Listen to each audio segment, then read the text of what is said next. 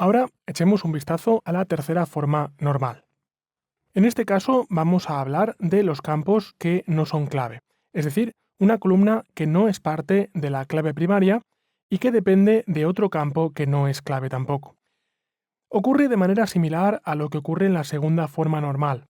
En la segunda forma normal, lo que hace es evaluar la dependencia de las columnas que no son clave con respecto a una clave compuesta. En la tercera forma normal, lo que hace es evaluar si los valores dentro de esta fila dependen de otros valores dentro de la misma fila. Y no deberían depender. Por tanto, vamos a ver un ejemplo, pero antes de ello, primero una definición. En este caso, decimos ningún campo no clave, clave aquí es la palabra no clave, depende de ningún otro campo no clave.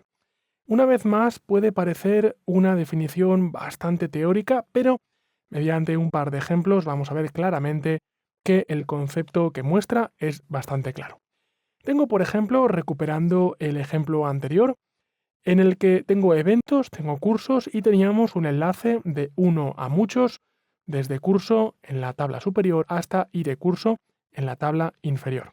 Así que diríamos que estas dos tablas están en la primera forma normal, no tengo ninguna repetición de valores, ni tengo grupos de repetición, y está también en la segunda forma normal. Esto quiere decir que no hay ninguna parte que sea dependiente solo de una parte de la clave compuesta. Pero para la tercera forma normal, lo que tengo que hacer es mirar los campos que no son claves, tales como por ejemplo aulas, capacidad, disponibilidad y así. Si escaneo toda la tabla, tomo la primera fila y vamos a suponer que el curso SQL 101 empieza el 1 de marzo. Aparentemente hay 4 sitios disponibles en la sala 4A y que tiene una capacidad de 12 asientos.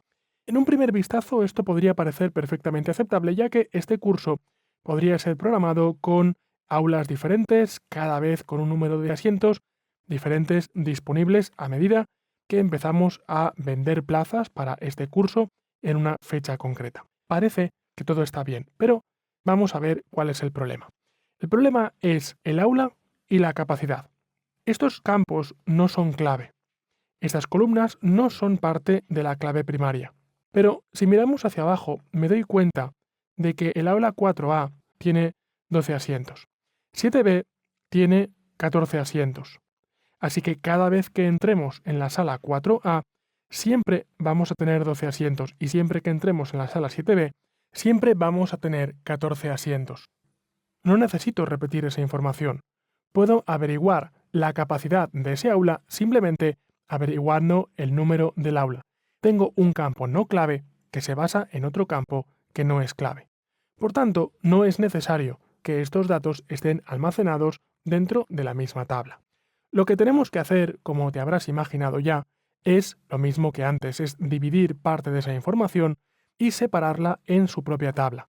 Por tanto, lo que tenemos que hacer es sacar las plazas de la tabla de eventos y mantener únicamente el aula.